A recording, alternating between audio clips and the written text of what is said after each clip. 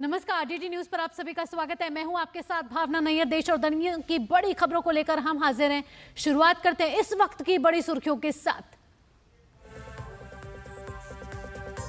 Paris Olympic में हिस्सा लेने वाले खिलाड़ियों से प्रधानमंत्री नरेंद्र मोदी ने किया संवाद। कहा, हर खिलाड़ी ने किया सर्वश्रेष्ठ प्रदर्शन, खेल में कोई नहीं हारता।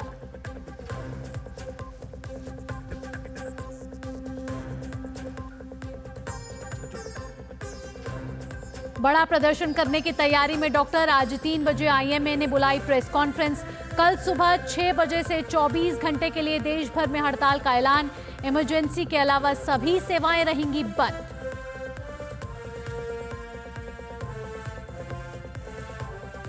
कोलकाता रेप मर्डर केस में इंसाफ के लिए बंगाल में आज बीजेपी ने किया ममता सरकार के खिलाफ सड़कें बंद करने का ऐलान। पीड़ित परिवार के समर्थन में बंगाली फिल्म इंडस्ट्री समेत बॉलीवुड कई दिग्गज हस्तियों ने भी विभत्स घटना की निंदा।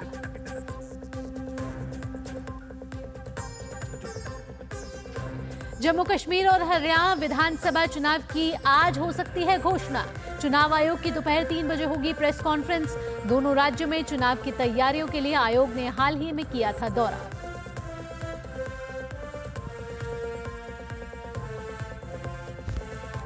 इसरो ने फिर रचा इतिहास। देश को मिला नया रॉकेट SSLV D3 और सैटेलाइट EOS-8। आपदाओं की मिलेगी जरूरी सूचना।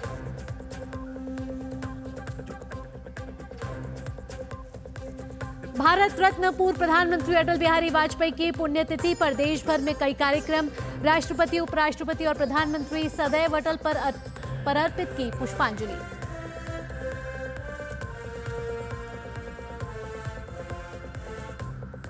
ग्लोबल हेल्थ इमरजेंसी के बीच स्वीडन में मिला मंकी पॉक्स का वेरिएंट। अफ्रीका के बाहर पहला केस सामने आने पर WHO ने जताई चिंता। वैक्सीन समूह गावी ने जुटाए $500 मिलियन।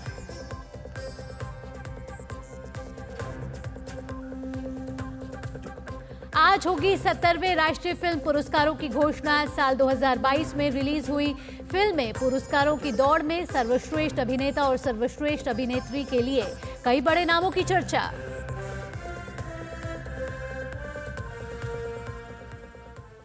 और बुलेटिन की शुरुआत करते हैं। कोलकाता में ट्रेनी डॉक्टर के साथ रेप और हत्या मामले में अब देश भर में एक बार फिर दिल्ली के निर्भया कांड के जख्म ताजा कर दिए हैं। दिल्ली, मुंबई, कोलकाता, केरल, सभी जगह यानी लगभग हर राज्य में डॉक्टर इस समय सड़कों पर हैं। आप इन तस्वीरों के जरिए देख रहे हैं कि किस तरह आपके हमारे सभी के दिल में इस समय आक्रोश है। सभी उस पीड़िता के लिए न्याय मांग रहे हैं, महिला की सुरक्षा की बात कर रहे हैं। सबका सिर्फ यही कहना है कि पीड़ित परिवार को पहले इंसाफ मिले, न्याय मिले, खुद डॉक्टर्स के लिए केंद्रीय सुरक्षा कानून बने। तो हर राज्य में इस समय डॉक्टरों का प्रदर्शन है। इंडियन मेडिकल एसोसिएशन ने भी घोषणा की है कि कल देशव्यापी हड़ताल जारी रहेगी और उससे पहले आज कोलकाता से दिल्ली तक विरोध प्रदर्शन जारी रहेंगे। कहीं कैंडल मार्च, कहीं प्रदर्शन। हर किसी में इस समय आक्रोश है, गुस्सा उबाल खा रहा है कि क्यों अभी भी महिला सुरक्षित नहीं है।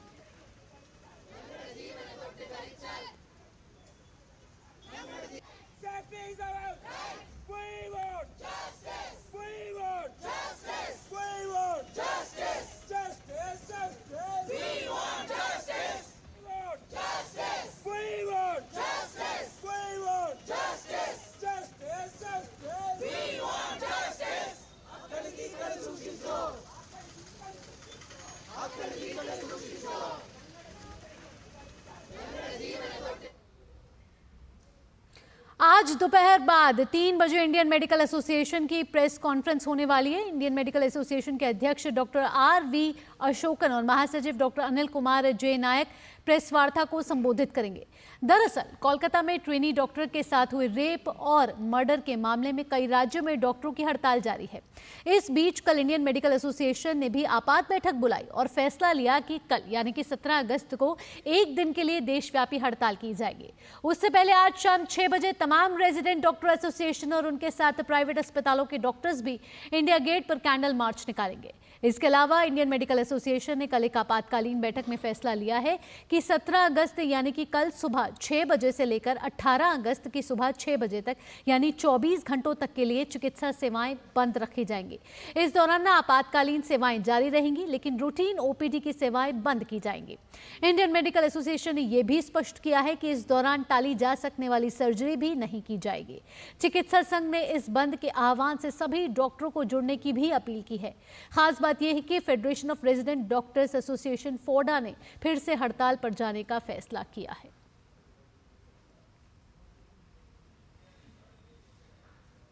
तो इंडियन मेडिकल एसोसिएशन ने कल एक आपातकालीन बैठक बुलाई। बैठक में फैसला लिया गया कि कल सुबह 6 बजे से लेकर 18 अगस्त की सुबह 6 बजे तक सभी चिकित्सा सेवाएं बंद रहेंगी, यानी एक दिन का देशव्यापी हड़ताल रेजिडेंट डॉक्टर्स की तरफ से ये फैसला लिया गया है। और इंडियन मेडिकल एसोसिएशन के साथ फोडा ने भी इस फैसले का स्वागत किया है। तस्वीरें साफ बयां कर रही हैं कि जो खुद रक्षा करता है, जो खुद जान बचाता है, आज वो खुद अपनी जान की मांग कर रहा है। पश्चिम बंगाल में महिला डॉक्टर की नृशंस हत्या के मामले में भाजपा ने आज विरोध प्रदर्शन करने का फैसला जताया है। राज्य की हर सड़क को बंद करने का ऐलान किया है। पश्चिम बंगाल में विपक्ष के नेता शुवेंदु अधिकारी ने सभी राजनीतिक दलों से राज्य को ठप करने की अपील की है। उन्होंने कहा कि सभी राजनीतिक दल ममता बनर्जी के इस्तीफे की एक सूत्रीय मांग के साथ विरोध प्रदर्शन करें। भाजपा का महिला मोर्चा भी पश्चिम बंगाल में महिला सुरक्षा को लेकर आज सड़क पर उतरने वाला है। महिला मोर्चा कोलकाता स्थित आरजी कर मेडिकल कॉलेज के आसपास कैंडल मार्च निकालेगा। इस मार्च में भाजपा की कई दिग्गज नेता हिस्सा लेंगे। इसके साथ ही पश्चिम बंगाल के हर जिला मुख्यालय में भी भाजपा का महिला मोर्चा कैंडल मार्च निकालेगा।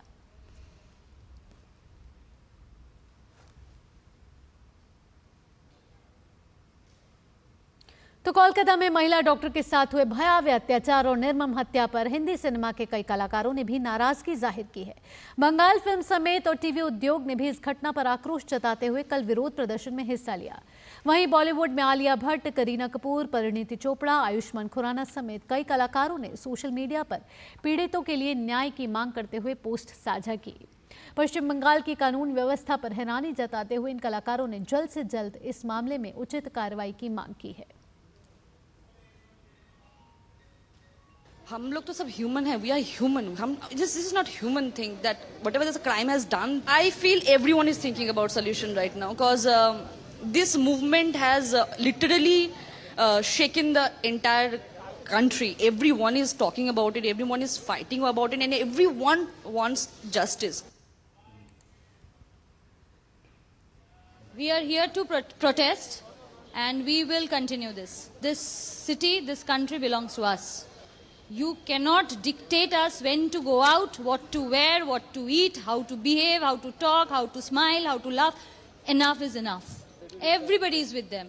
Everybody is. It's not about them. It's about us. There's no them. There's us. It's us. It's one of our fellow citizen. उधर आध्यात्मिक गुरु श्री श्री रविशंकर ने घटना पर दुख जताते हुए इसकी घोर निंदा की है।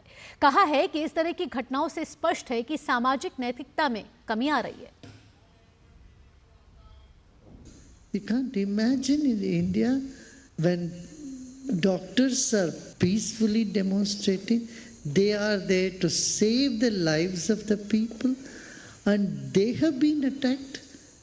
And these attackers some other time will have to go to hospital. Just they should imagine who would treat them. This shows such a lack of awareness. And some of these politicians, they would give a few hundred rupees, a few thousand rupees. For money's sake, they are ready to do anything. For no reason, why would a mob would enter a place unless they have been tutored and given some money? Can't understand. There is no injustice done to anybody, and a mob comes and attacks the doctors in a hospital. That shows that too in a province which is known for its spirituality. और इस मामले पर ज्यादा जानकारी के साथ हमारे संवाददाता प्रसन्नजीत बख्शी जुड़ चुके हैं कोलकाता से। प्रसन्नजीत, ताज़ा अपडेट आपसे लेना चाहेंगे। कल भारत ने अपना 78वां स्वतंत्रता दिवस मनाया है, लेकिन समाज में आज भी यही एक गूंज उठ रही है और यही गूंज कि महिलाओं को कब सुरक्षा मिलेगी, क्योंकि हर 16 मिनट पे एक रेप होता है और हर एक घंटे 51 रेप के केसेस जो हैं वो दर्ज किए जाते हैं। आज बंगाल से दिल्ली तक घोर आक्रोश है, बर्बरता की गई है और दिल अभी भी इतना कचोट खा रहा है कि आपका मेरा दिल रो जरूर रहा है लेकिन दिखा नहीं सकता। किस तरीके का आक्रोश बंगाल में है, क्योंकि आज बंगाल बंद की घोषणा की गई है। भावना, देखिए एक बात पहले मैं बता दूं कि ममता बनर्जी अपने तरफ से पूरी कोशिश में लगी हुई है कि ये जो पूरे घटनाक्रम है इसको राजनीति का रंग चढ़ा दे और इसको सिर्फ राजनीति की दायरे में ही रखा जाए। लेकिन शायद उनको ये समझ में नहीं आ रहा है कि ये सिर्फ राजनीति के बीच में नहीं है, ये पूरे देश की लोगों की मन में जो आक्रोश है उसके साथ उनको लड़ाई करना पड़ेगा। अगर उनको अपना कुर्सी बचाना है, अगर उनकी जो सफेद साड़ी है उस सफेद साड़ी को बचाना है किसी काले धब्बे से, तो उनको ये समझना पड़ेगा कि ये कोई बीजेपी या सीपीआईएम की काम नहीं है, ये किसी कांग्रेस की काम नहीं है, ये किसी दूसरे की काम नहीं है कि जो राजनीतिक हिसाब से ममता बनर्जी के खिलाफ है। ये पूरे भारत की जनमानस की आक्रोश है, जो आक्रोश 14 तारीख रात को पूरे देश ने दिखा दिए हैं और अभी भी पूरे देश दिखा रहा है। ये जो डॉक्टर पूरे देश में हड़ताल पर जा रहे हैं या हड़ताल पर है, क्या इनका ममता बनर्जी से कोई नाता है? नहीं है।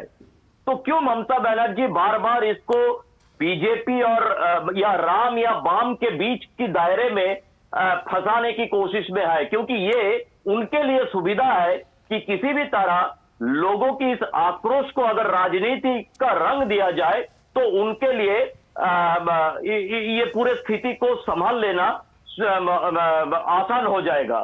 क्योंकि वो अपने पिछले 40 साल से सिर्फ राजनीति करी है, वो ना उनकी मन में किसी लोगों के बारे में कोई स्नेह है या किसी महिला के बारे में, किसी अपने बेटा बेटियों के बारे में उनकी मन में कोई स्नेह है जी। उनका एक ही चिंता है कि अपने आप को जैसे भी हो कुर्सी में बचाकर रखना चाहिए। तो जैसे आज ममता बनर्जी शाम को 4 बजे एक रैली निकल रही है जी।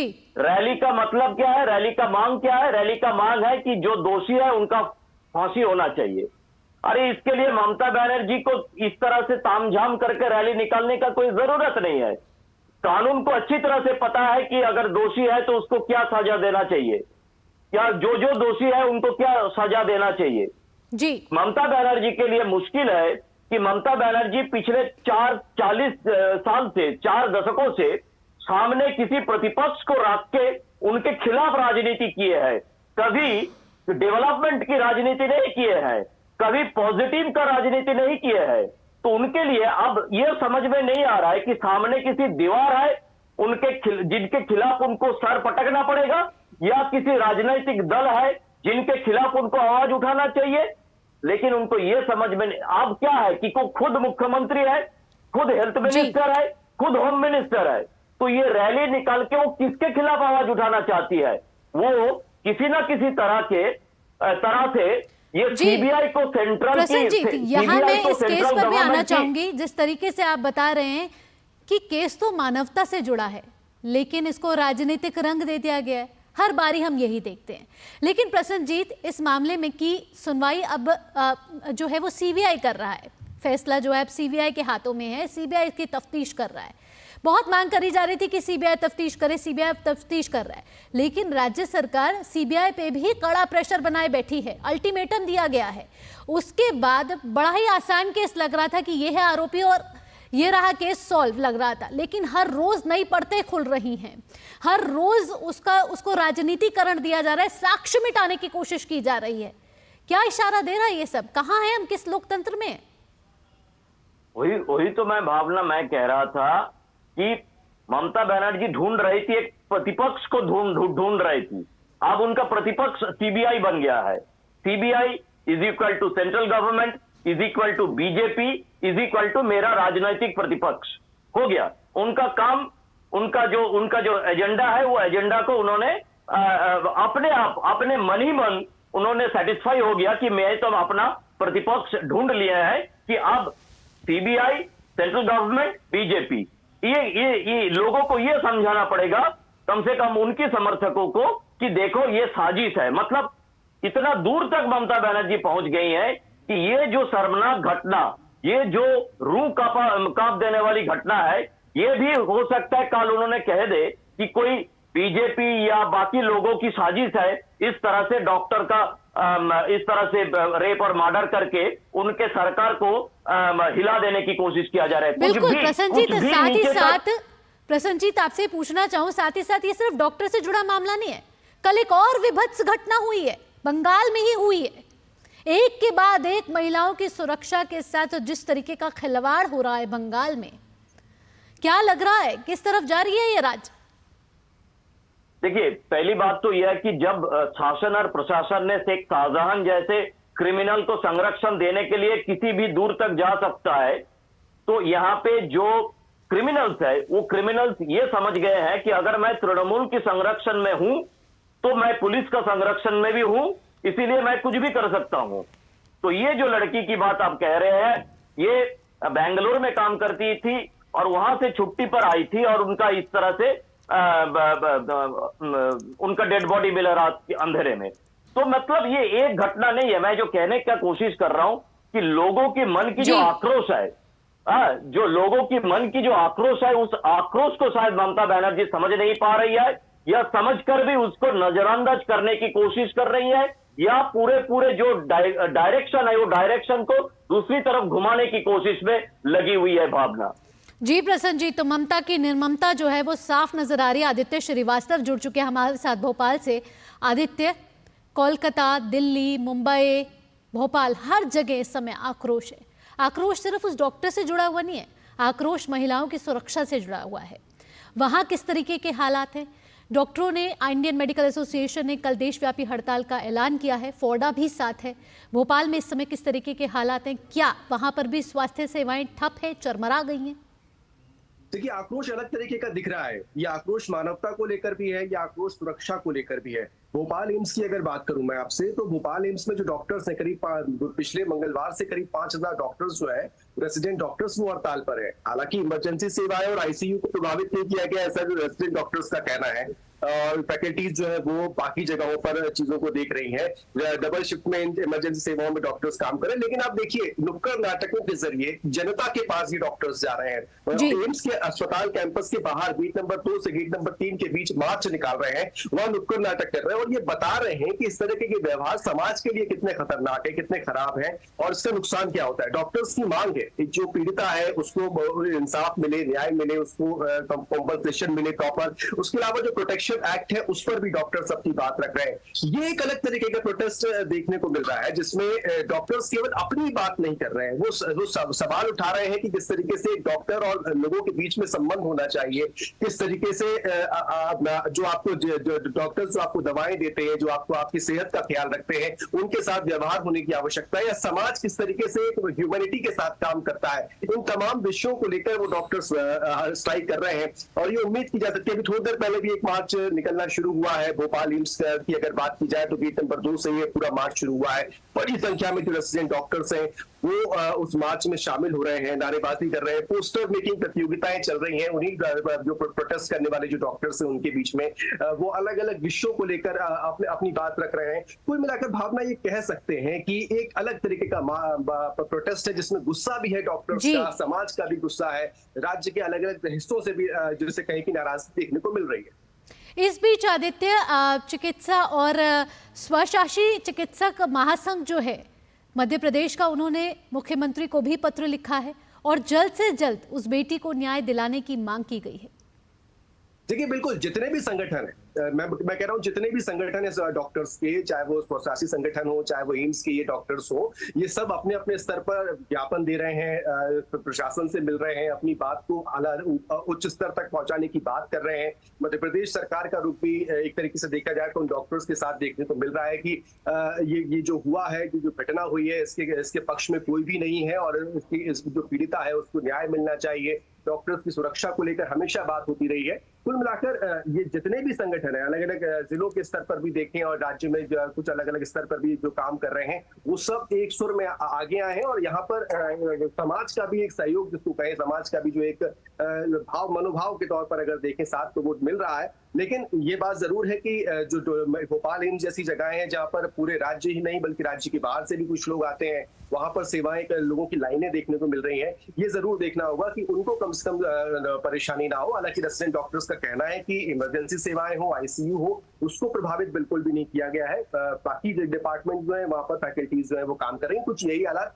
बाकी के जो हॉस्पिटल्स हैं वहां भी देखने को। जी, यहाँ मैं प्रसन्नजीत के पास आना चाहूंगी। प्रसन्नजीत, जब से ये मामला सामने आया है तब से हम देख रहे हैं कि पुलिस का रवैया भी बेहद संदिग्ध रहा है। उस पर भी कई सवाल खड़े किए जा रहे हैं, क्योंकि जैसे ही ये मामला सामने आया, जब ये वारदात हुई, उसके बाद प्रिंसिपल का पहला बयान आता है कि ये अननेचुरल डेथ है। उसके बाद पुलिस इसको सुसाइड केस बनाने की कोशिश करती है, और उसके बाद डॉक्टरों का जब प्रेशर आया, क्योंकि वो खुद चिकित्सा से जुड़े हैं, जब उन्होंने खुद देखा उस डेड बॉडी को, तो कहीं से भी वो सुसाइड नहीं लग रही थी। साफ साफ पता चल रहा था कि एक हत्या का मामला है। उसके बाद राज्य सरकार और पुलिस का रवैया जिस तरीके से आगे बढ़ा, लगातार सवाल खड़े करता है ये राज्य सरकार के रवैये पर भी। देखिए भावना, ये यही तो लोगों की मन में ये शंका है, लोगों को ये समझ में नहीं आ रहा है। ये जो ममता बनर्जी कह रही ना, हमने तो सब कुछ किए हैं। हाँ ठीक है, अगर माना जाए तो अपने सब कुछ ठीक ही किए हैं, जो जो करना चाहिए था वो किए हैं, लेकिन जो जो नहीं करना था वो भी आपने किए हैं। आपने क्यों इसे पहले सुसाइड बताने की कोशिश की? क्यों अपने ये जो माँ बाप को अंधेरे में रखने की कोशिश की?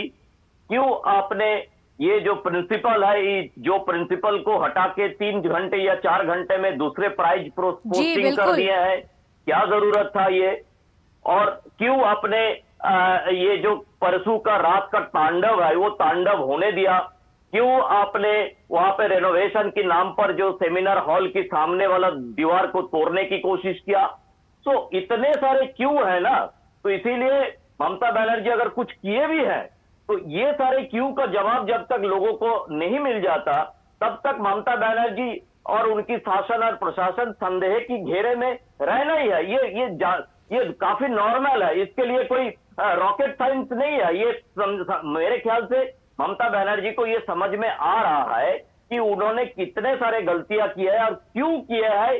अगर ये क्यों किए है ये सीबीआई ने सामने उजागर कर सकता है, तो वही तब तक लोगों का ये आक्रोश मेरे ख्याल से लोगों की मन में रहेगा कि ये क्यों, आपने क्यों ऐसे स्टेप बाय स्टेप इस तरह से बात को छुपाने की और सबूत को मिटाने की काम किए हैं। ये क्यों की तलाश में है सीबीआई। बिल्कुल प्रसन्न जी, तो इस बड़े क्यों का जवाब डॉक्टर जो हैं वो राज्य सरकार से मांग रहे हैं, ममता बनर्जी की सरकार से मांग रहे हैं, और इसी वजह से देशव्यापी हड़ताल जो इंडियन मेडिकल एसोसिएशन की कल जो है वो होगी, उससे पहले आज बंगाल में विरोध प्रदर्शन जारी है। विपक्ष हो या पक्ष हो, ममता बनर्जी भी आज सड़कों पर उतरेंगी। देखते हैं क्या कहेंगे वो। प्रसन्नजीत, आपका और आदित्य श्रीवास्तव भोपाल का, आप दोनों का इस मामले पर जुड़ने के लिए आपका बहुत बहुत धन्यवाद।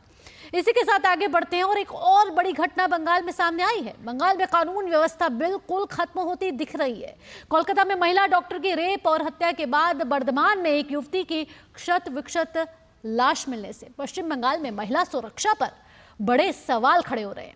राज्य के भाजपा अध्यक्ष सुकांत मजूमदार ने भी बर्धमान की घटना को लेकर मुख्यमंत्री ममता बनर्जी पर सवाल उठाए हैं। उन्होंने सोशल मीडिया प्लेटफॉर्म एक्स पर लिखा, कोलकाता की निर्भया के बाद अब बर्धमान, आधी रात को एक खेत में एक युवती का खून से लथपथ शव मिला, उसका गला कटा हुआ था। बंगाल में एक और मां दुखी है, बंगाल क्रूरता का केंद्र बन गया है। मुख्यमंत्री जी, क्या आपके बंगाल की माताओं की असहाय स्थिति दिखाई नहीं देती?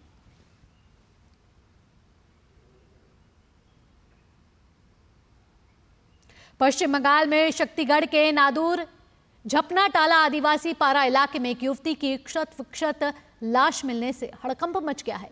पीड़िता की लाश परिवार के ही खेत में मिली, जिससे परिवार और भी ज्यादा खौफजदा है। इस घटना पर भाजपा विधायक अग्निमित्रा पॉल ने राज्य की टीएमसी सरकार पर निशाना साधा है। उन्होंने कहा कि प्रशासन की निगरानी में हो रहे इस तरह के अपराध महिला सुरक्षा को लेकर बड़े सवाल खड़े करते हैं। उन्होंने इस मामले में त्वरित कार्रवाई और न्याय की मांग की है।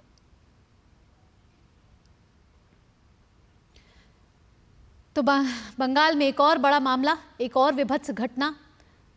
अब मामले की त्वरित कार्रवाई की मांग की जा रही है। पश्चिम बंगाल के शक्तिगढ़ में मिली है युवती की क्षत विक्षत हालत में लाश और भाजपा विधायक अग्निमित्रा पॉल ने टीएमसी सरकार पर सीधा निशाना साधा है। उन्होंने कहा है कि टीएमसी सरकार को इस पर जवाब देना होगा और साथ ही साथ जिस तरीके से बंगाल में महिलाओं की सुरक्षा को लेकर जो सवाल खड़े हो रहे हैं उस पर राज्य सरकार किस तरीके का रवैया अपना रही है, इस पर भी भाजपा विधायक ने बड़े सवाल खड़े किए हैं। तो आपको बता दें कि बंगाल में निशाने पर हैं महिलाएं। पूर्वी बर्धमान में 22 साल की युवती की लाश मिली है। बढ़ते आगे और इस वक्त की एक और अहम खबर पर नजर डाल लेते हैं। बांग्लादेश में हिंदुओं और अन्य अल्पसंख्यकों पर हो रहे अत्याचार के विरोध में नारी शक्ति फोरम द्वारा आज मौन विरोध प्रदर्शन नारी शक्ति मार्च का आयोजन किया जा रहा है। जी हां, दिल्ली के मंडी हाउस से शुरू होकर जंतर मंतर तक चलने वाले इस मार्च में सामाजिक जीवन के सभी क्षेत्रों में कार्यरत महिलाएं भाग ले रही हैं। तो दिल्ली में नारी शक्ति मार्च निकाला जा रहा है। दिल्ली में मंडी हाउस में नारी शक्ति मार्च निकाला जा रहा है और जिस तरीके से बांग्लादेश में हिंदुओं और अल्पसंख्यकों पर अत्याचार हुए हैं उसके खिलाफ ये प्रदर्शन किया जा रहा है और ये प्रदर्शन मंडी हाउस से जंतर मंतर तक किया जाएगा। सुएश शर्मा जुड़ चुके हैं संवाददाता हमारे साथ ज्यादा जानकारी के साथ। सुएश, बांग्लादेश में जिस तरीके से हिंदुओं और अल्पसंख्यकों के खिलाफ अत्याचार हुए, आज दिल्ली में मंडी हाउस पर उसी को लेकर प्रदर्शन किया जा रहा है, मौन प्रदर्शन किया जा रहा है। कहते हैं कि शब्द ना बोलने में भी बहुत बड़ा संदेश छुपा होता है। सुएश, जी भावना, आपने बिल्कुल सही कहा। कभी कभी चुप्पी वो काम कर जाती है जो कि कई शब्द नहीं कर पाते। इसका जो जीता जागता उदाहरण है वो हमारे सामने आपको देखने को मिल रहा है। मैं कैमरामैन से कहूंगी आपको दिखाएं। विभिन्न विभिन्न वर्गों से आज दिल्ली में, चाहे डॉक्टर हो, टीचर हो, वकील हो या वर्क से वो रिलेटेड हो, यहाँ तक कि जो गृह में कार्य करती हैं, हाउस वाइफ तक महिलाएं भी आज इसमें शामिल हुई हैं। यहाँ 60,000 से ज्यादा महिलाएं शामिल हुई। लगातार महिलाएं आ रही हैं। अब से कुछ देर में ये मार्च हाउस से शुरू हो जाएगा और ये मंडी हाउस से लेकर के जंतर मंतर तक जाएगा। से ये मार्च होगा या महिलाओं का कहना है कि जो हिंदुओं, अल्पसंख्यक हिंदुओं पर जो ये हो रहा है लगातार अत्याचार बांग्लादेश की तरफ से किया जा रहा है, ये हमारी आवाज है उन महिलाओं के लिए कि वो खुद को अकेला ना समझे, क्योंकि नारी में बहुत शक्ति है और आज हम वही शक्ति बिना किसी जंग के मौन रहकर आज लोगों के सामने प्रदर्शन करेंगे। आप देख रहे हैं लगातार अलग अलग यहाँ तक कि स्कूल की छात्राएं भी आज इस मार्च में शामिल हो रही हैं। देख सकते हैं भावना। जी सुएश, इन तमाम जानकारियों के लिए आपका बहुत बहुत धन्यवाद। यहाँ रुक रहे एक छोटे से ब्रेक के लिए, लेकिन ब्रेक के बाद एक और अहम खबर है जम्मू कश्मीर विधानसभा चुनावों की तारीखों से जुड़ी हुई। आप जुड़े रहिए डीडी न्यूज के साथ।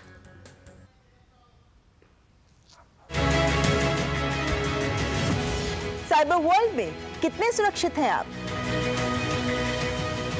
Online fraud, hacking, virus attack से कैसे बच सकते हैं आप? टेक्नोलॉजी के साथ सेफ रहने का भी है चैलेंज। आपको सावधान करने के लिए ला रहे हैं कार्यक्रम साइबर अलर्ट 17 अगस्त से हर शनिवार रात 9 बजे।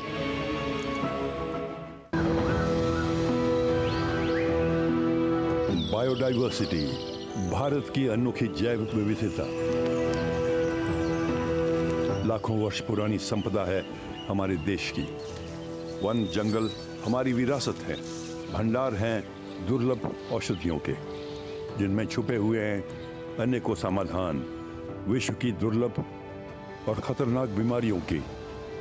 देखिए यह एपिसोड इस शनिवार को रात 10:30 बजे केवल डीडी नेशनल पर। और क्विज में भाग लेना न भूलिएगा। सही उत्तर देने वालों को पुरस्कृत किया जाएगा।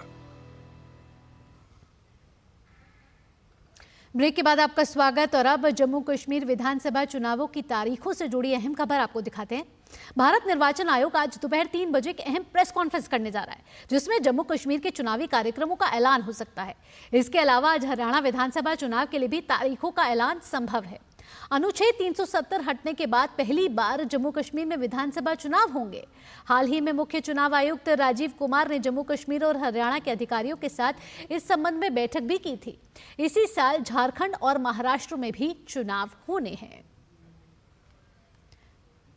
तो आखिर वो समय आ ही गया है जब जम्मू कश्मीर में 10 साल के बाद विधानसभा चुनावों की तैयारी जो है वो शुरू हो चुकी है। और आज कुछ ही घंटे बाद चुनाव आयोग जो है वो प्रेस कॉन्फ्रेंस करेगा, जिसमें जम्मू कश्मीर विधानसभा चुनावों की तारीखों का ऐलान हो सकता है। उसके साथ हरियाणा में भी विधानसभा चुनाव होने हैं, उनकी तारीखों का भी ऐलान आज चुनाव आयोग कर सकता है। और आपको बता दें कि 5 अगस्त 2019 को आर्टिकल 370 हटाए जाने के बाद से घाटी में चुनाव नहीं हो रहे थे। और अब जब जम्मू कश्मीर में 370 हटने के बाद नई बयार आई है और उसके बाद लोकसभा चुनावों में जिस तरीके से हमने वोटर टर्नआउट देखा है, जम्मू कश्मीर का साफ बयां कर रहा है कि वहां की जनता चाहती है कि जल्द से जल्द चुनाव हो और वो अपनी सरकार चुने।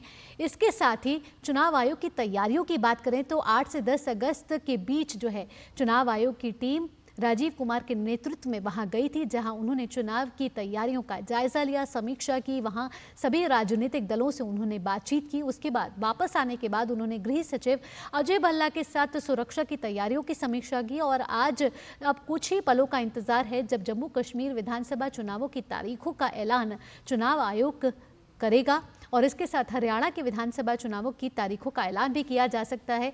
इसके साथ साथ महाराष्ट्र में भी इस साल चुनाव होने हैं।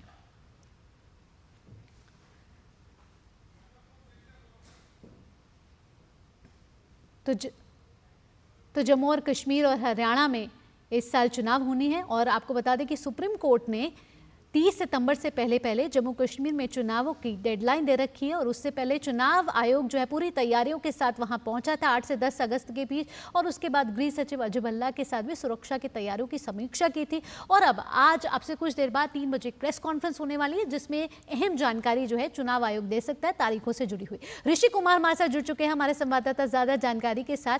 ऋषि, अब कुछ ही पलों का इंतजार, क्योंकि सब इसी बात का इंतजार कर रहे हैं कि 10 साल हो चुके विधानसभा चुनाव नहीं हुए जम्मू कश्मीर में, और 370 हटने के बाद पहली बार विधानसभा चुनाव होंगे। और लोकसभा के चुनावों में तो हमने देखा ही है कि वोटर टर्नआउट कितना बढ़िया रहा था। अब आज चुनाव आयोग जब इन तारीखों का ऐलान कर देगा तो क्या कुछ सूत्रों के हवाले से खबर आ रही है कि कितने चरणों में ये चुनाव हो सकता है, और चुनावों की तारीख के बारे में और चुनाव आयोग क्या जानकारी दे सकता है?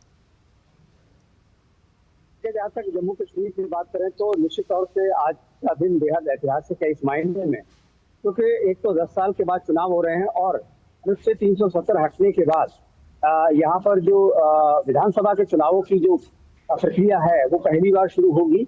और ऐसी स्थिति में जबकि वहाँ पर जमहूरियत पूरी तरीके से वहाँ के जो आम लोग हैं जमहूरियत के लिए तैयार हैं कि किस तरीके से उनकी नुमाइंदगी करने वाले लोग अब उनके बीच में होंगे, खासतौर से विधानसभा के जरिए। क्योंकि तो लोकसभा में हमने देखा था भारी तादाद में जम्मू कश्मीर के लोगों ने मतदान किया था और एक उम्मीद उन्होंने बधाई थी। इसी के जरिए हम ये भी संदेश देना चाहेंगे कि जम्मू कश्मीर में विधानसभा के चुनाव भी जल्द होने चाहिए। और चुनाव आयोग ने जिस तरीके से अपने 2 दिनों के दौरे में एक दिन श्रीनगर में और एक दिन जम्मू में जाकर सारी चीजों का जायजा लिया और वहां पर एक प्रेस कॉन्फ्रेंस के माध्यम से इस बात के माध्यम से एक संदेश दिया कि जो आधारशिला इन लोकसभा चुनावों में रखी गई है जम्मू कश्मीर में, उसी से वो आगे बढ़ना चाहेंगे और एक बड़ी मात्रा में जो वोटर टर्नआउट है उसको आगे ले जाने की कोशिश करेंगे। सभी सुविधाएं यहाँ पर मुहैया कराई जाएंगी। और ये जो बात है कि जो राजनीतिक दलों के साथ मुलाकात के दौरान चुनाव आयोग के सामने जिन जिन पक्षों को रखा गया था, आयोग ने तकरीबन उन सभी मांगों को मान लिया है और ये सुनिश्चित किया है कि अधिक से अधिक लोग वहां पर पहुंचे। और जो चुनाव आयोग का मूल मंत्र है कि कोई भी मतदाता न छूटे, इसको आगे बढ़ाते हुए उन्होंने इस बात को सुनिश्चित किया है कि हर 2 किलोमीटर की रेंज में एक पोलिंग बूथ रहेगा और जो सीसीटीवी कैमरा की जो रेंज है वो प्रत्येक पोलिंग बूथ पर रखी जाएगी। सुरक्षा से संबंधित जो मामले रखे गए थे, हर एक राजनीतिक दल को समान सुरक्षा और उनकी जरूरत के हिसाब से सुरक्षा मुहैया कराई जाएगी। तो ये जो तमाम पहलू हैं, आयोग ने इन सब चीजों को सुनिश्चित किया है और ये तय किया है कि जम्मू कश्मीर में एक अभूतपूर्व चुनाव की प्रक्रिया के जरिए वहां पर चुनाव संपन्न हो। जी ऋषि, इसी के साथ अगर हम देखें तो 370 हटने के बाद कई चीजें भी बदलेंगी, क्योंकि परिसीमन के बाद की बात की जाए तो प्रदेश में विधानसभा की 83 सीटें हुआ करती थी जो अब 90 हो जाएंगी। देखिए, जहाँ तक ये जो पूरी प्रक्रिया है जिसमें कि हमने देखा है कि चुनाव आयोग ने 2 राज्यों में खुद जाकर वहां की राजधानियों में जाकर इस बात से सुनिश्चित किया है, खासतौर से हरियाणा और जम्मू कश्मीर में, कि जो सुरक्षा क्या होनी चाहिए, चुनाव के प्रबंध किस तरीके के हैं, और जो सबसे ज्यादा प्रमुखता चुनाव आयोग ने हमेशा दी है इस बात को लेकर दी है कि जो मतदाता सूची है उसको एक स्ट्रॉन्ग वे में आगे बढ़ाते हुए कि कोई भी मतदाता न छूटे, और इसके लिए उन्होंने प्रावधान भी किए, एक स्पेशल ड्राइव भी चलाई। इन प्रक्रियाओं में कि मतदाता सूची को और ज्यादा मजबूत किया जाए, कोई भी मतदाता अगर फर्जी है तो उनको हटाया जाए, अगर डुप्लीकेसी है तो उसको संयुक्त किया जाए, और जो छूटा हुआ है उन सबको एक बार फिर से अवसर देना कि वो मतदाता सूची में अपने आप को शामिल करा सकते हैं। रही बात चंडीगढ़ में जाकर उन्होंने एक बार फिर से वहां पर भी उसी प्रक्रिया को दोहराया, और हरियाणा की जो तमाम जो परिस्थितियां हैं उसको देखते हुए आयोग ने सुनिश्चित किया कि वहां पर जो भी जानकारी है उसको हासिल करके और हरियाणा में चुनाव की तैयारियों को उन्होंने समीक्षा की। देखना होगा कि आज जब प्रेस कॉन्फ्रेंस होती है 3 बजे, तो वो हरियाणा और क्या जम्मू कश्मीर दोनों की ऐलान करता है, लेकिन जम्मू कश्मीर को लेकर ये तय है कि वहां पर ऐलान होना ही है। इसमें हमने देखा है कि जो गृह सचिव है उनके साथ भी आयोग मिलकर बातचीत कर चुका है, और इस दौरान उन्होंने इस बात को सुनिश्चित किया कि जो पैरामिलिट्री फोर्सेज हैं, सुरक्षा के प्रबंध हैं, वो कैसे पूरे हों और उसकी किस तरीके से उसका डिप्लॉयमेंट हो। ये केंद्र सरकार के साथ जो सुरक्षा एजेंसीज हैं उसके साथ बात हो चुकी है। तो ऐसे में अब सभी तैयारियों के बाद अब आयोग 3 बजे आज ऐलान कर देगा कि कितने चरणों में चुनाव होंगे और किस तरीके से चुनाव होंगे। जी ऋषि, इसके साथ आपने हरियाणा की भी बात करी। आज हरियाणा का भी चुनावी बिगुल की जानकारी जो है चुनाव आयोग दे देगा। अगर हरियाणा की बात की जाए तो किस तरीके से वहाँ चुनाव आयोग, अभी कुछ दिन पहले वहाँ पर भी हमने देखा था कि तैयारियों का जायजा लेने वहाँ पहुँचा था, क्या इसके साथ साथ महाराष्ट्र की तारीखों का भी ऐलान हो सकता है, क्योंकि महाराष्ट्र में भी चुनाव आयोग जो है तैयारियों का जायजा लेने नहीं पहुँचा है? देखिए, जहाँ तक इस वर्ष के चुनावों को देखें तो महाराष्ट्र, झारखंड, जम्मू कश्मीर और हरियाणा, इन 4 राज्यों की बात हमने देखा था कि चुनाव आयोग ने बताया था कि इस वर्ष उन्हें इन राज्यों में विधानसभा के चुनाव कराने हैं। लेकिन अभी जो प्रक्रिया है, क्योंकि आयोग ने अभी इस बात को फाइनल नहीं किया है, ये प्रेस कॉन्फ्रेंस के माध्यम से ही तय होगा कि क्या स्थिति है महाराष्ट्र की और झारखंड की जी, क्योंकि अभी तक आयोग की टीम वहां पर पहुंची नहीं है। और कई बार हालांकि ऐसा हुआ है कि आयोग ने दिल्ली से ही उन राज्यों की सभी जानकारियां और सभी तथ्यों को हासिल करने के बाद उन जगहों के ऐलान भी किए हैं। तो ये आयोग के ऊपर है कि आयोग किस तरीके से चीजों को आगे बढ़ाता है।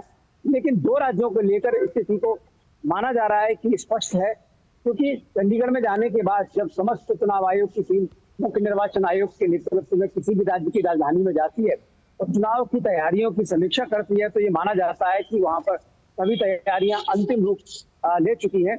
और ऐसे में सिर्फ और सिर्फ बचता है तो वहां पर ऐलान बचता है कि चुनाव कितने चरण होंगे, कैसे होंगे और कब होंगे।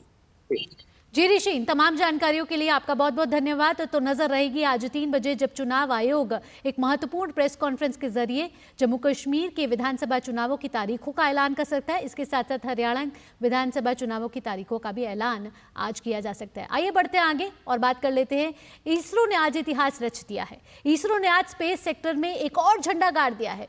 अपने तीसरे और अंतिम महत्वपूर्ण उड़ान SSLV-D3 के माध्यम से वैज्ञानिकों ने EOS-08 नामक अर्थ ऑब्जर्वेशन सैटेलाइट को सफलतापूर्वक लॉन्च कर दिया है। इसरो ने इसे अपनी नवीनतम तकनीकों के साथ विकसित किया है। इस उपग्रह को श्रीहरिकोटा के सतीश धवन अंतरिक्ष केंद्र से आज सुबह 9:17 पर प्रक्षेपित किया गया। यह प्रक्षेपण यान 10 से 500 किलोग्राम के लघु, सूक्ष्म और अति सूक्ष्म उपग्रहों का प्रक्षेपण कर सकता है। यह लॉन्च भारत की अंतरिक्ष यात्रा में एक और मील का पत्थर है। EOS 08 के लॉन्च से अंतरिक्ष में भारत की स्थिति और मजबूत होगी। साथ ही आपको बताते चलें कि यह उपग्रह दिन और रात दोनों में तस्वीरें खींचने के लिए सक्षम है। महासागरों, पहाड़ों, बर्फ के आवरण और जंगलों सहित पृथ्वी की स्थलाकृति का अध्ययन करने में यह उपग्रह अहम साबित होगा। कम लागत वाले प्रक्षेपणों के लिए डिजाइन किया गया SSLV 1 हफ्ते से भी कम समय में तैयार किया जा सकता है, जबकि बड़े रॉकेटों के लिए 30 से 45 दिन लगते हैं। Third development flight of SSLV D3 with the EOS 08 satellite has been successfully accomplished. The rocket has placed the spacecraft in the very precise orbit as planned. I find that there are no deviations in the injection conditions. The final orbit, of course, will be known after tracking, but the current indication is that everything is perfect.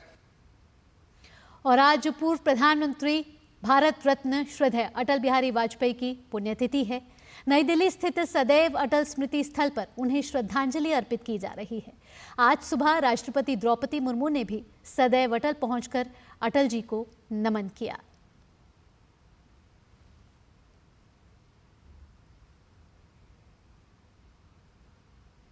इसके साथ ही उपराष्ट्रपति जगदीप धनखड़ ने भी सदैव अटल पर अटल जी को श्रद्धा सुमन अर्पित किए।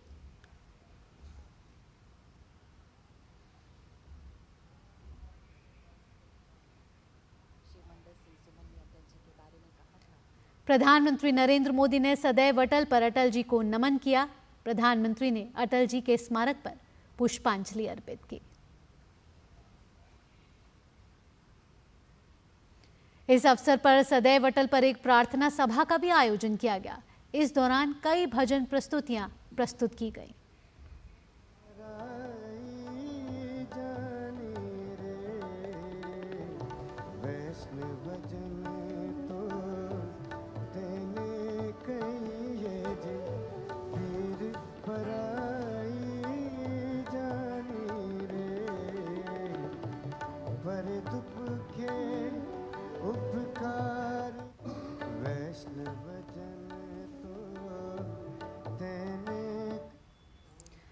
प्रधानमंत्री नरेंद्र मोदी ने अटल बिहारी वाजपेयी जी की पुण्यतिथि पर उन्हें नमन किया है। प्रधानमंत्री ने एक्स पर कहा है कि अटल जी को उनकी पुण्यतिथि पर श्रद्धांजलि।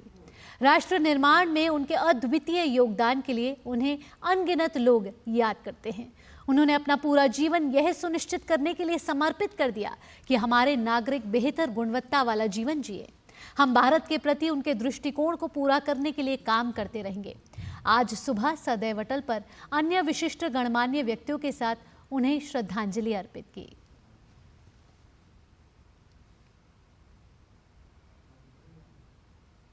भारत के युग पुरुष, राजनीति के अजात शत्रु और भारत रत्न और भारत के पूर्व प्रधानमंत्री अटल बिहारी वाजपेयी जी की आज पुण्यतिथि है।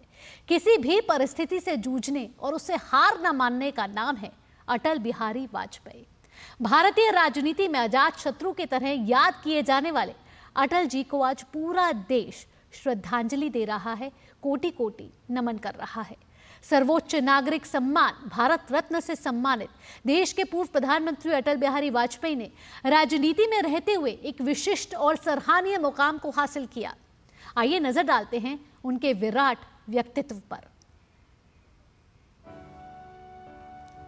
25 दिसंबर 1924 को मध्य प्रदेश के ग्वालियर में जन्म हुआ था अटल बिहारी वाजपेयी का। अटल बिहारी वाजपेयी जैसा विशाल व्यक्तित्व उम्र के नंबरों से कहीं परे और विराट है। उनका राजनीतिक सफर 4 दशक से ज्यादा का रहा। नेतृत्व क्षमता ऐसी जिसमें भाजपा ने 2 लोकसभा सीटों से शुरुआत कर केंद्रीय सत्ता हासिल की। साल 1984 में भाजपा को लोकसभा में 2 सीट ही हासिल हुई थी, जिसमें अटल बिहारी वाजपेयी ग्वालियर सीट से खुद चुनाव हार गए थे। लेकिन साल 1999 में वाजपेयी के ही नेतृत्व में देश में एक गठबंधन सरकार बनी। वे पहले ऐसे गैर कांग्रेसी प्रधानमंत्री बने जिसने अपना कार्यकाल पूरा किया। उनकी सहज स्वीकार्यता इतनी थी कि विपक्षी भी उनके मुरीद थे। दीप बुझे पश्चिमी गगन के, व्याप्त हुआ बरबर अंधियारा, किंतु चीर कर तमकी छाती चमका हिंदुस्तान हमारा। उन्होंने संसद के लिए पहली बार साल 1952 में चुनाव लड़ा और 2004 में आखिरी बार। अटल बिहारी वाजपेयी साल 1957 में पहली बार उत्तर प्रदेश के बलरामपुर लोकसभा सीट से निर्वाचित होकर संसद पहुंचे थे, जिसके बाद वे 5वीं, 6ठी और 7वीं लोकसभा, फिर उसके बाद 10वीं, 11वीं और 12वीं और उसके बाद 13वीं लोकसभा में चुनाव जीतकर संसद पहुंचे। इसके अलावा 1962 और 1986 में वे राज्यसभा के सदस्य भी रहे। संसदीय जीवन से अलग वाजपेयी का राजनीतिक जीवन जनसंघ के जमाने से रहा। उसके बाद साल 1977 से 1980 तक वे जनता पार्टी के संस्थापक सदस्य के रूप में रहे। उस वक्त जनसंघ का जनता पार्टी में ही विलय हो गया था। मोरारजी देसाई की सरकार में उन्होंने 24 मार्च 1977 से 28 जुलाई 1979 तक विदेश मंत्री का पदभार भी संभाला, जिसके बाद जनता पार्टी में टूट हुई और 6 अप्रैल 1980 में भाजपा का गठन हुआ। वाजपेयी जी साल 1986 तक पार्टी के अध्यक्ष रहे। 90 के दशक में राजनीति पूरी तरह से अटल बिहारी वाजपेयी के इर्द गिर्द घूमती रही। भारत के पश्चिमी घाट को मंडित करने वाले महासागर के किनारे खड़े होकर मैं ये भविष्यवाणी करने का साहस करता हूं, अंधेरा छटेगा, सूरज निकलेगा, कमल खिलेगा। पहले लोकसभा में नेता प्रतिपक्ष, उसके बाद साल 1996 में पहली बार प्रधानमंत्री के रूप में शपथ ली। हालांकि उनकी सरकार विश्वास मत हासिल नहीं कर सकी और 13 दिन में ही गिर गई। उसके बाद साल 1998 में उन्होंने एक बार फिर सरकार का गठन किया, लेकिन आपसी खींचातान और गठबंधन की राजनीति की उठापटक में ये सरकार 13 महीने का कार्यकाल ही पूरा कर सकी और 17 अप्रैल 1999 को सिर्फ 1 वोट से वाजपेयी की सरकार विश्वास मत हासिल करने से चूक गई। वाजपेयी सरकार के पक्ष में 269 वोट मिले, जबकि विपक्ष में 270। साल 1999 सितंबर-अक्टूबर में मध्यावधि चुनाव हुए और तीसरी बार वाजपेयी ने प्रधानमंत्री के रूप में शपथ ली। मैं अटल बिहारी वाजपेयी ईश्वर की शपथ लेता हूँ। उन्होंने इस बार साल 2004 तक का न सिर्फ कार्यकाल पूरा किया, बल्कि इस दौरान उन्होंने दिखा दिया कि जोड़ तोड़ की राजनीति के बीच लोकतंत्र की मर्यादाएं और नैतिकता को बनाए रखा जा सकता है। उनके कार्यकाल में भारत 21वीं सदी में प्रवेश कर रहा था। तब उन्होंने सड़क संपर्क, संचार और सुरक्षा को लेकर देश को एक नया लक्ष्य, नया संकल्प दिया। 13 महीने की सरकार के दौरान उन्होंने साहसिक फैसले किए और पोखरण में परमाणु परीक्षण कर भारत को परमाणु संपन्न राष्ट्र बना दिया। इसके अलावा इंफ्रा विकास के लिए स्वर्णिम चतुर्भुज, प्रधानमंत्री ग्राम सड़क योजना और संचार में नई टेलीकॉम नीति की शुरुआत प्रधानमंत्री अटल बिहारी वाजपेयी के नेतृत्व में ही हुई, जिसका लाभ देश को आज बखूबी मिल रहा है। साल 2009 में वे एक गंभीर बीमारी का शिकार हुए, लेकिन तब तक वे एक ऐसे वटवृक्ष बन चुके थे जहां कई धाराएं आकर एक होती थी। राजनीतिक सामाजिक जीवन में कमाए गए उच्च सम्मान की बदौलत ही साल 2015 में उन्हें भारत रत्न से अलंकृत किया गया। उस वक्त तमाम प्रोटोकॉल को तोड़ते हुए खुद राष्ट्रपति प्रणब मुखर्जी पूर्व प्रधानमंत्री के घर पर पहुंचे और देश के सर्वोच्च नागरिक सम्मान से उन्हें सम्मानित किया। अटल जी का आकर्षक व्यक्तित्व और विशिष्ट स्पष्टवादिता भारतीय लोकतंत्र को हमेशा ही सुशोभित करती रहेगी। प्रधानमंत्री नरेंद्र मोदी ने पेरिस ओलंपिक में हिस्सा लेने वाले भारतीय खिलाड़ियों से संवाद किया। पीएम ने सभी खिलाड़ियों को उनके शानदार प्रदर्शन के लिए शाबाशी दी। पीएम ने जोर देकर कहा कि पदक जीतना या ना जीत पाना अलग बात है। खेल प्रतियोगिता में हिस्सा लेने वाले सभी खिलाड़ी बधाई के पात्र हैं। पीएम ने इस बात पर खुशी जताई कि पेरिस ओलंपिक में भारत ने कई उपलब्धियां अपने नाम की हैं।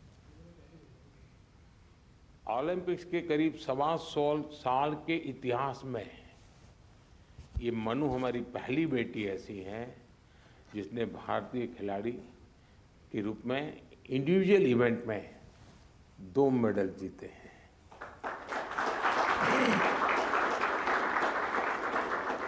हमारा नीरज पहला ऐसा भारतीय खिलाड़ी है जिन्होंने इंडिविजुअल इवेंट में गोल्ड और सिल्वर जीते। हॉकी में भारत ने 52 साल बाद लगातार 2 बार मेडल जीते कंटिन्यूसली। अमन ने केवल 21 साल की उम्र में मेडल जीत करके देश को बिल्कुल इतना प्रसन्न कर दिया है। और अमन के जीवन के विषय में आज देश जानने लगा है, तो उनको लग रहा है कि भाई व्यक्तिगत जीवन की कठिनाइयों से भी इंसान अपनी यात्रा को, स्वप्न को, संकल्प को सिद्ध कर सकता है। प्रधानमंत्री ने कई स्पर्धाओं में पहली बार भारतीय खिलाड़ियों के फाइनल तक पहुंचने पर भी खुशी जताई। पीएम ने विश्वास जताया कि सफलता का सफर आगे भी बढ़ता जाएगा। विनेश पहली ऐसी भारतीय बनी जो कुश्ती में फाइनल तक पहुंची। ये भी हमारे लिए बड़ा गर्व का विषय है। ओलंपिक्स में 7 शूटिंग इवेंट्स में इंडियन शूटर्स फाइनल्स में पहुंचे और ये भी पहली बार हुआ है। इसी तरह तीरंदाजी में धीरज और अंकिता पदक के लिए खेलने वाले पहले भारतीय तीरंदाजी बने। और लक्ष्य, हमारा लक्ष्य सेन, आपके मैच ने तो पूरे देश का जोश बढ़ा दिया है। हमारे लक्ष्य भी ओलंपिक में सेमीफाइनल तक पहुंचने वाले एकमात्र पुरुष बैडमिंटन खिलाड़ी बने हैं। हमारे अविनाश सावले, इसने स्टीपल चेज के फाइनल में क्वालिफाई किया।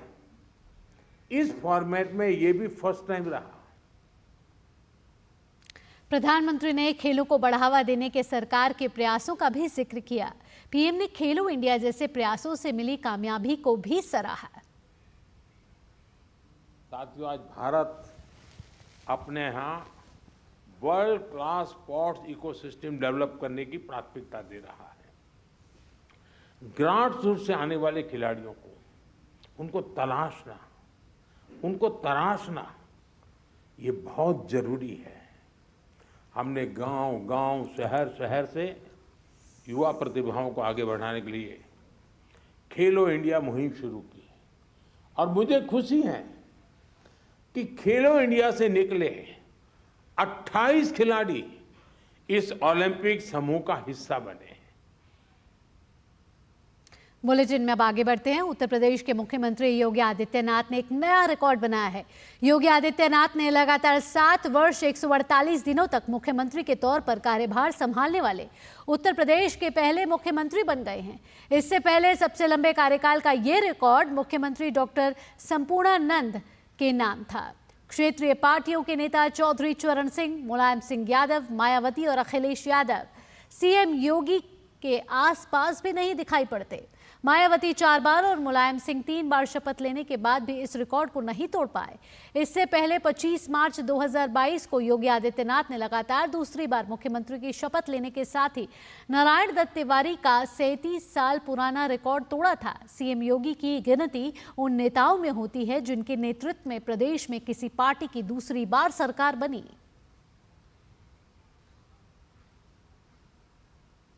और आइए अब राष्ट्रीय फिल्म पुरस्कारों की बात कर लेते हैं। 70वें राष्ट्रीय फिल्म पुरस्कारों की घोषणा आज की जाएगी। साल 2022 में रिलीज हुई फिल्में प्रतिष्ठित राष्ट्रीय पुरस्कारों की दौड़ में हैं। आज दोपहर इन पुरस्कारों की घोषणा से तस्वीर साफ हो जाएगी।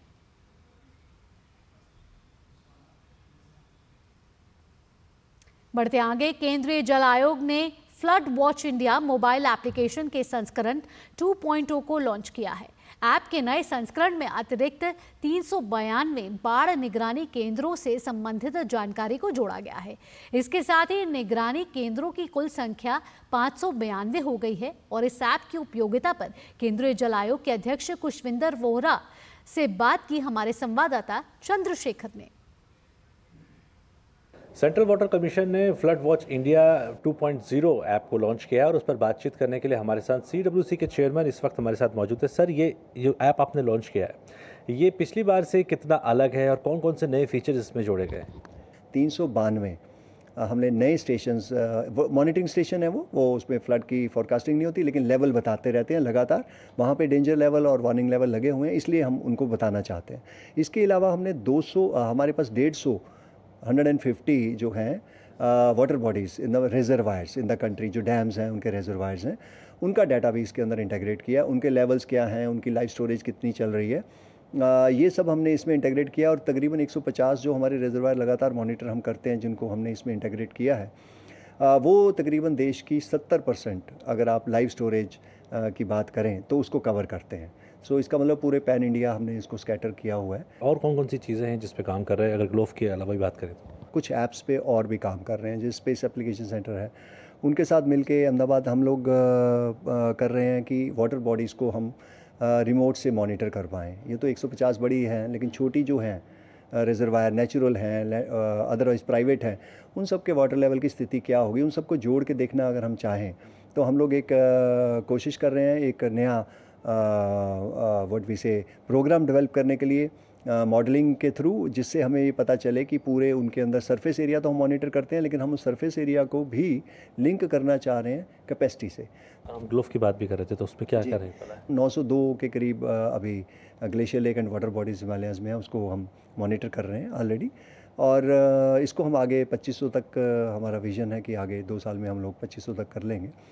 और वर्चुअली मैक्सिमम जो हमारी पॉसिबल ग्लेशियर लेक्स हैं उनको हम कवर कर लेंगे। इसके अलावा हम इसको रिस्क असेसमेंट के तौर पे एक फैक्टर्स के बारे में बात कर रहे हैं, जिसमें सभी स्टेक होल्डर से हम लोग बहुत जल्दी कंसल्टेशन करने वाले हैं। उनके साथ मिलके हम लोग एक रिस्क को कैलकुलेट कैसे करना है उसकी मेथोलॉजी पे वर्कआउट कर रहे हैं। तो वो अगर हो जाती है तो हम एक रिस्क एनालिसिस इन सबको दे के एक रिस्क का फैक्टर जो है इनको असाइन करेंगे कि कौन सी चीज़ें हैं जो रिस्क में आ रही हैं, कौन सी ग्लेशियर लेक्स अभी रिस्क में नहीं है। तो जो फ्लड जिस प्रकार से देश भर में आते हैं उनको किस तरह से मॉनिटर किया जा सके और देशवासियों को भी किस तरीके से सुरक्षित रखा जा सके, टूरिस्ट की किस प्रकार से हेल्प की जा सके, उसके लिए जो फ्लड जो वॉच करके इंडिया करके जो 2.0 ऐप लॉन्च किया गया, निश्चित तौर पर ये कारगर कदम साबित हो सकता है। और CWC को पूरी उम्मीद है कि न सिर्फ नागरिकों के लिए बल्कि जो स्टडी करने वाले लोग हैं उनके लिए भी ये कारगर साबित होगा। कैमरामैन गौरव के साथ चंद्रशेखर, DD न्यूज़, दिल्ली। इसी के साथ इस बुलेटिन में इतना ही। देश और दुनिया की बड़ी खबरों के लिए आप देखते रहिए DD न्यूज़। मुझे दीजिए अनुमति। नमस्कार।